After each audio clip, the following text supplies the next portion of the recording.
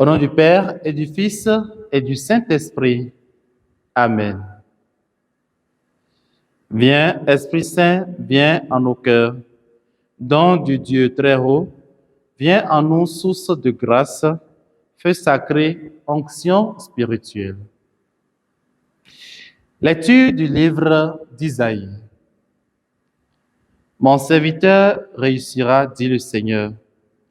Il montera, il s'élèvera, il sera exalté.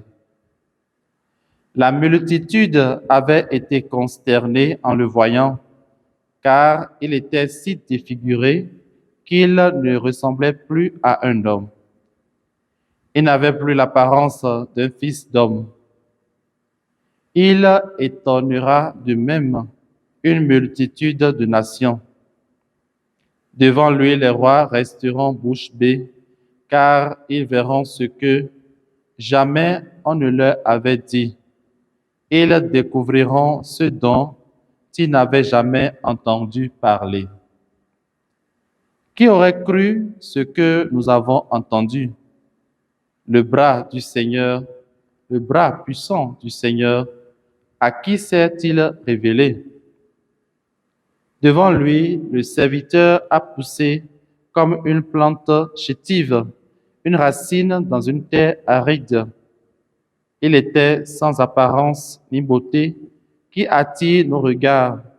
Son aspect n'avait rien pour nous plaire. Méprisé, abandonné des hommes, homme de douleur, familier de la souffrance, il était pareil à celui devant qui on se voile la face. Et nous l'avons méprisé, compté pour rien. En fait, c'était nos souffrances qu'il portait, nos douleurs dont il était chargé. Et nous pensions qu'il était frappé, meurtri par Dieu, humilié. Or, c'est à cause de nos révoltes qu'il a été transpercé, à cause de nos fautes qu'il a été broyé.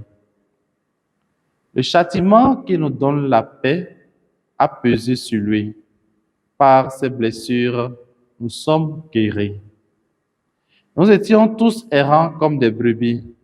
Chacun suivait son propre chemin. Mais le Seigneur a fait retomber sur lui nos fautes à nous tous. Maltraité, il s'humilie et n'ouvre pas la bouche. Comme un agneau conduit à l'abattoir, comme une brebis muette devant les tondeurs, il n'ouvre pas la bouche.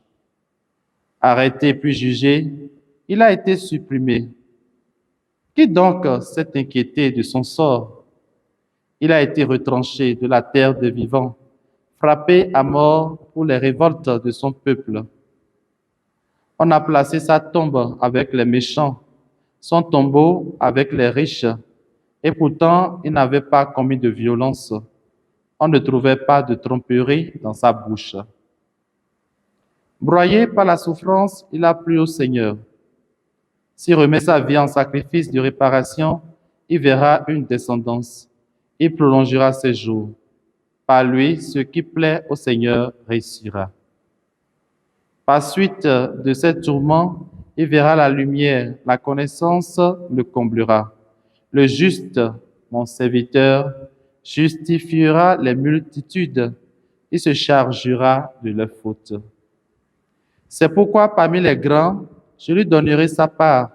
Avec les puissants, il partagera le butin, car il s'est dépouillé lui-même jusqu'à la mort, et il a été compté avec les pécheurs, alors qu'il portait le péché des multitudes et qu'il intercédait pour les pécheurs.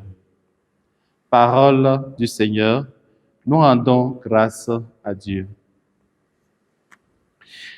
Bien-aimés dans le Seigneur, nous sommes aujourd'hui le vendredi saint, 18 avril 2025. C'est le jour du grand silence.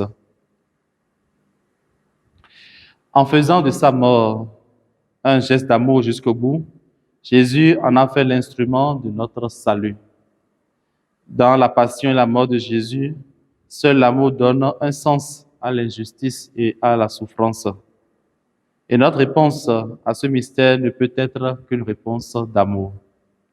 Amour pour celui qui nous aime et s'est livré pour nous.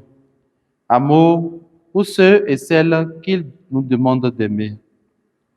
Avec la crucifixion du vendredi saint, on comprend mieux que l'amour de Dieu est folie. Une folie d'amour pour l'humanité, une folie de miséricorde sans mesure. Je nous invite, frères et sœurs, à avoir simplement le regard tourné vers la croix en ce jour pour mieux comprendre et entrevoir le caractère royal et victorieux de la Passion. Prions.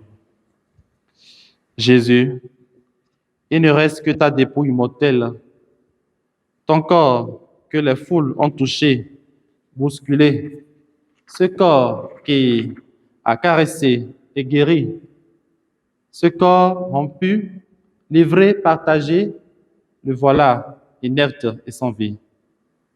Nous savons que nous devons porter nos croix comme toi et que c'est dans les moments douloureux que nous avons le plus besoin de soutien. Aide-nous à les porter, qu'elles ne nous terrassent pas. Relève-nous chaque fois que nous tombons et donne-nous la force et le courage d'avancer lorsque la route se fait si dure, afin que nous soyons victorieux, comme toi au matin de Pâques. Amen. Et que Dieu Tout-Puissant vous bénisse et vous garde. Le Père, le Fils et le Saint-Esprit. Amen.